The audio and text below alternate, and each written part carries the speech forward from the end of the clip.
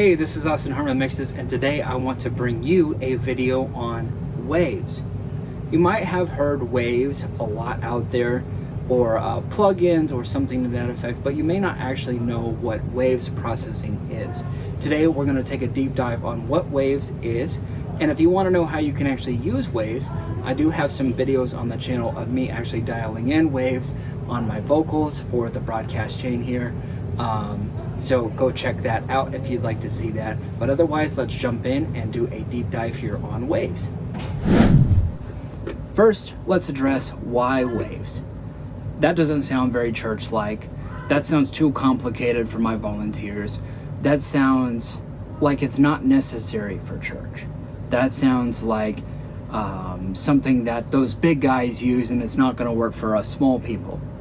All of those things are not true. First and foremost, our desire should be to produce as excellent of a product as possible, because when people encounter excellence, it inspires them and gives them the opportunity to have a glimpse at a holy God.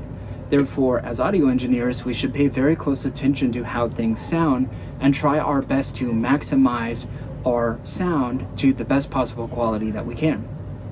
In the broadcast arena, waves allows us to do individual processing, similar to how you would actually process audio in the studio. Waves processing takes place via things called plugins. The plugins are little software applications that have been painstakingly modeled after original hardware units.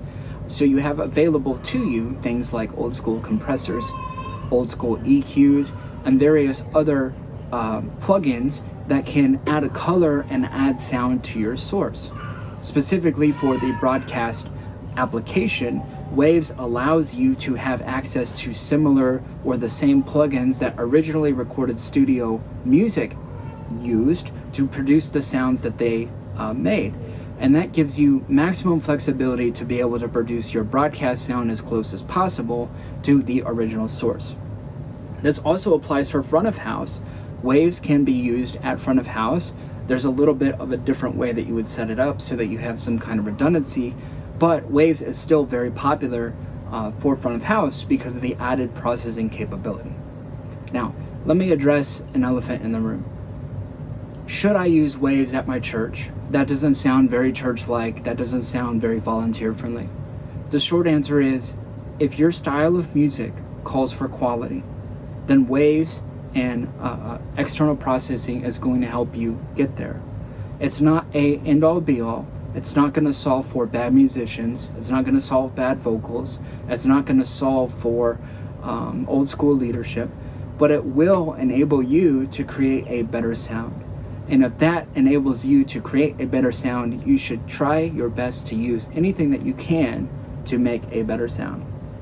So let's do a quick deep dive on sound grid, which controls waves. Down in the middle, I have the sound grid control, and off to the left-hand side of the shot, down here in the rack, I actually have the sound grid server. I'll just move our little headphones out of the way, and you can see with the little Santa Claus on it. This rack unit here is the sound grid server. It's just a Linux computer that actually runs some specialized software to give you waves processing. Grid program is actually called SuperRec Sound Grid, and it is a license that you purchase alongside a processing server for waves. Now, SoundGrid as a processor is just a control module for an individual computer that actually does the processing itself. So in order to configure that processing, if you click on the setup tab here, you can actually see that the Waves computer that we're using here is connected to a SoundGrid server, SoundGrid number 1 here, and it also sees the Waves card that's in the back of the Avantis that's just out of the shot here. So how this is connected is there is a network cable that's plugged into the back of a Waves card that's in the Avantis, and then that network cable is plugged into a mini network hub, and that mini network hub is plugged into the cable from that hub is plugged into the back of the SoundGrid server. So it's a small localized network here, and out of the box it comes configured where it will recognize the SoundGrid server and the Waves card if you have that plugged in correctly.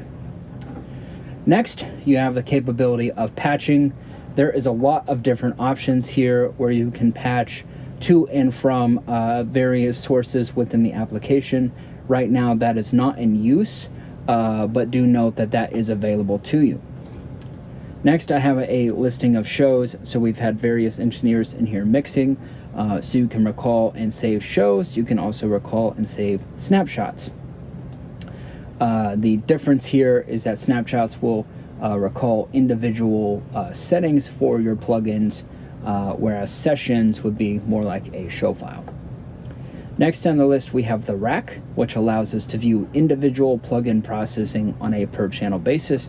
And we have 2 overview tabs. Let's talk about what kind of processing is available to us. As a processor, I can choose specific plugins like this CLA 76 compressor. And this actually models an old school 1176 compressor, which adds a lot of color and a lot of dynamics to your sound. And instead of having thousands of dollars worth of equipment and outboard gear and wires running everywhere, I have access to this right in a virtual environment to be able to process sound. In addition to that, I have things like the Smack Attack, which is a very interesting transient shaper plugin that has its applications within the studio as well as in a live environment, and I have access to that right within my Waves desk. Now, the nice part about this SoundGrid setup is that your amount of processing that you have is only limited to the size of SoundGrid server that you have. So the bigger the SoundGrid server, the more Waves plugins you can run simultaneously, and therefore the more processing power you have. One of the drawbacks of this setup, though, is that you're adding latency by introducing these plugins. You'll note here, this little yellow latency says that I'm adding 214 milliseconds of latency by doing this audio processing. I can actually adjust the amount of processing and how it occurs by modifying the latency groups so that individual groups are actually processed simultaneously, and I can seek to avoid that sizable delay that's occurring.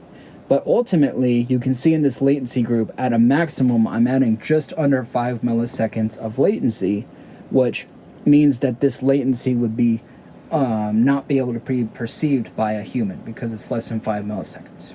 Now let's turn our attention to the Avantis. How do we actually route the Avantis in a way that gives us the capability to run Waves plugins? So here I have the Avantis, and I have the option to do processing here on the left if I select a channel. So here on the Avantis, I have selected a channel and I have touch processing. Now you'll note on the Avantis that we have preamp, filter, gate, insert A, parametric EQ, compressor, insert B, and delay. Now for the purposes of this specific installation, I have actually set up my Waves insert on insert B. Now I've done this because this allows me to do board level processing before I hit Waves. Okay, now let's talk about what does that mean. This is a basic introduction to Waves. Okay, let's say for example that I want to EQ out. This is the kick, it's actually incorrectly labeled the kick out. This is the kick in mic, but I'm rolling off all of the bottom end of the kick in mic because I only want to use the top end of the sound. Now, if I were to put the Waves processing on insert A, I would actually be processing that kick in before I rolled off any of that low end. And therefore, I would be forced to roll it off in Waves. And that creates challenge because then I may get in a situation where the sound that I'm hearing on the desk isn't what I expect because the EQ is empty, but it still sounds very shrill like I have no low end there. This can create confusion for your volunteers because they may not be used to this kind of workflow. So I try to opt for insert B wherever I can. Now the actual process on the Avantis of routing Waves is very simple. All I'm going to do is select the send. In this case, my Waves rack is in, or my Waves card is in and out port number 1. So I select that, and I'm given a socket to send that source to. In this case, I have socket 1, and it's being received back in the Avantis on socket 1. So let's take a look at the sound grid so that you can see how the routing is done on the sound grid. Okay, now on the sound grid, when talking about routing, the easiest way is to click on the rack screen or the rack tab here. And I'm going to look at the input here. And if I select this name, I can do mono. It's going to see One Church front of house here. And then I see channel 1 through 32. And then I'm able to select that channel number 1.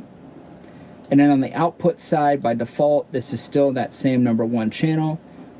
So I click mono, number 1, and I'm into 1. Now, so long as this number 1 corresponds with this number 1, and it also corresponds with the correct routing on the Avantis, we will be correctly routed to process waves. All right, that wraps up this introduction to waves video. If you have any questions, leave me a comment down below. I would love to answer any questions that you may have.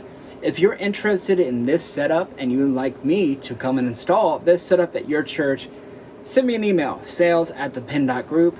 I have that down in the description below as well. I hope you're having a lovely day, a lovely week. God bless you. Have a great week.